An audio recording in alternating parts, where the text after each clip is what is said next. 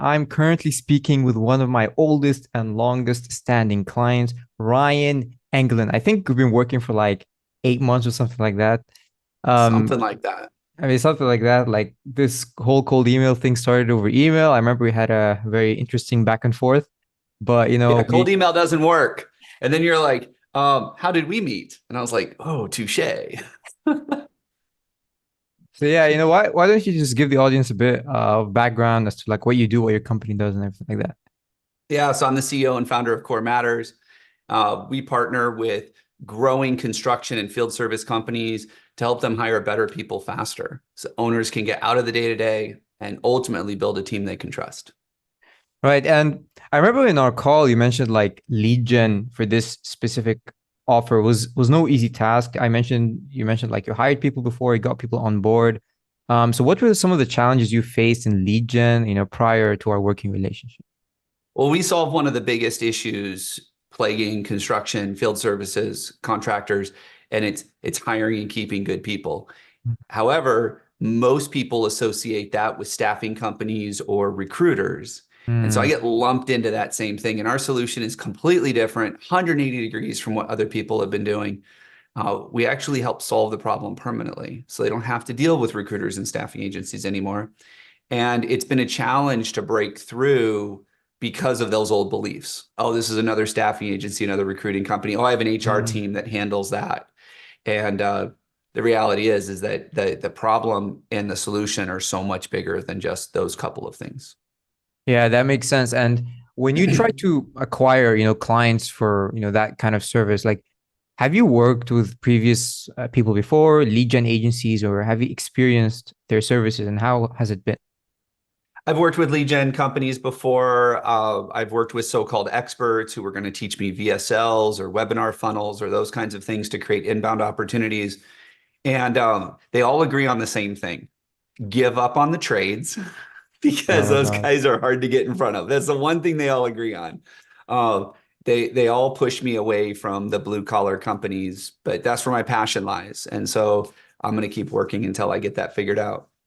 Gotcha. And after we started working together, was there like a specific, goal you had in mind in terms of sales calls? Because, you mentioned that, okay, those people tried to pivot your offer, they tried to change your offer. That's something you didn't want to do. So that obviously Mhm. is the expectation for you. You maybe in your mind, you're like, you know what, we might not be able to get 30 sales calls a month. So how do we, change that? So what was your goal in terms of our working relationship for sales calls? Yeah, the work that we do, when I get someone on the phone, if they're ready to explore a different solution or they're ready to solve this problem, my close ratio is pretty good. So Mm, I don't need a ton of leads to come in. I just need some of the right ones to come in. And mm, so my goal for this year is to get 96 sales calls. That's a CEO on the phone with me for an hour, and I want 96 of those. And if I get mm. 96 of those, I'm going to hit all my goals this year. Gotcha. Yeah. And it's interesting, you say, oh, 96 sales meetings per year, because I know a lot of people in the audience would be like, oh, 96, sales calls per year. Like, I get that. I want to get that like every quarter or something. But I think, what people are missing here is context, right? Like your offer is obviously more unique and is different. In my opinion, I would say better than a lot of the recruiting guys in the market who are just, offering the old fashioned, I will fill you this role. You're kind of innovating in the market. You're kind of that's taking that speaker role. You're kind of changing the landscape of the market. So why don't you just talk about like more about why you chose that goal, and how's it been going after a working relationship. Well, unlike traditional coaches or trainers, our program is very high touch, very consultative. The way you solve the problem is different from one company to the next. Like I wish I could say, oh, here's the silver bullet and everybody solves the problem. But if it was that easy, everybody'd be doing it. The reality is that it can be done, but it does take a little bit more of a high touch, a little bit more consultative, more specific approach, depending on the company, depending on their company's culture, their demographics, their geographics. Like we take a lot of that into consideration. And so we don't need as many of those leads coming in because I'd rather work with the right people than just people that want to hire. Mm, Because our solution requires the company to make some changes. either their process, to the way they communicate, to their systems.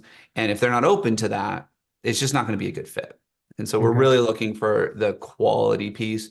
That's what helps us get the right results for them. Yeah. Yeah, so obviously the TAM, your total addressable market must be smaller, right? Because you can't work with everyone. Not everyone can afford your service. I mean, you're offering a very, unique solution, and that is very different. And you need to have a certain mindset to take the service, which is why I really, really love this. You're working with great people, long-standing relationships. For the roofing campaign, we had only like 2,000 leads in the market. And for the construction, it even wasn't that much. I mean, it was less than 5,000 for sure. So why don't you tell us how many meetings we generated for you using cold email? Yeah, so once we got the things dialed in and figured out, I think we've generated about 10 so far, sales meetings. In fact, I'm getting ready to go on one here shortly, right after this call. So Yeah, I mean, that's good because like you told me even like during our weekly calls that like this cold outreach thing was probably the like one of the most challenging things for you to crack down in terms of client acquisition. Because a lot of the guys you were bringing on are like inbound, right? So cold outreach is something I'm sure like you want to crack down because it's something that is predictable and gives you peace of mind in terms of client acquisition. Is that correct? definitely, I can control it a lot more. My number one source for generating opportunities is speaking on other people's stages, whether that's podcasts or keynotes or Mhm. workshops, presentations. That's been the number one way I've been able to grow the business. And that's not as predictable. It's not as reliable because comes and goes. Not everybody's looking to book speakers this year. So now I've got to look for other opportunities. And then, of course, anybody that listens to podcasts, there are a lot of podcasts out there and a lot of people want to be on them. So it's becoming a lot more competitive and a lot more difficult to get on some of those.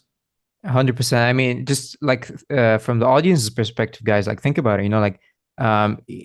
Consulting, training, and coaching offers typically, require a lot of inbound. And the fact that we were able to generate some, even these amount of meetings through cold outbound, it was no easy task, but I'm sure we can get that, get close to that goal of 96 sales meetings a year. I heard that from cold email, you wanted, what is it, 30, 25, something like that? 25 sales Yeah, meetings. so I'm not putting all of my efforts into cold email. I know that I've got Yeah, to of course. diversify some of this, but I'd love to have two a month, just two quality conversations a month. So 24 for the year in cold email.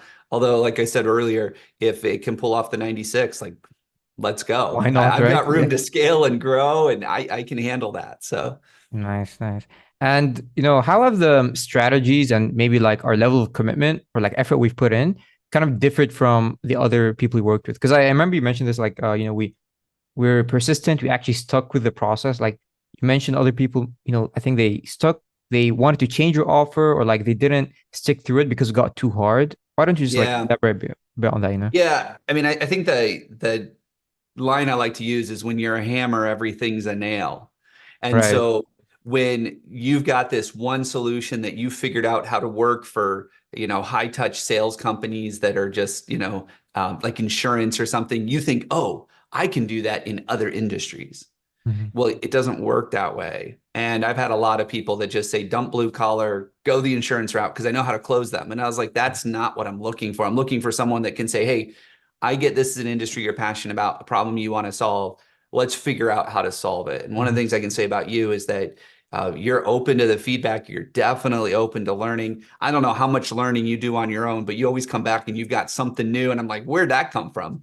And that's what I really appreciate working with you is that uh, you want to help solve the problem that I want to solve, not just the Yeah, I problem that appreciate you it. know how Yeah. to solve.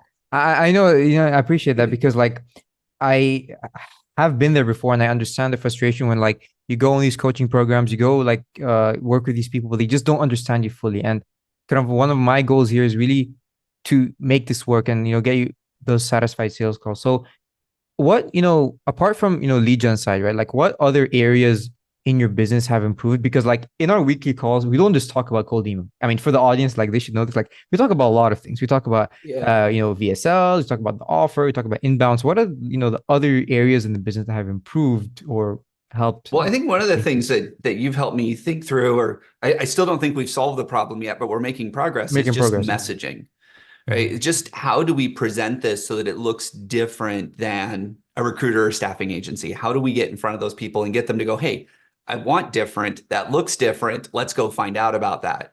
And so the messaging piece, how we show up on social media, we've talked about that. Some of the social media calls to action. We talked about video sales letters. In fact, you gave me some ideas on that. I'm working on a new one now that may be able to support some of the cold email.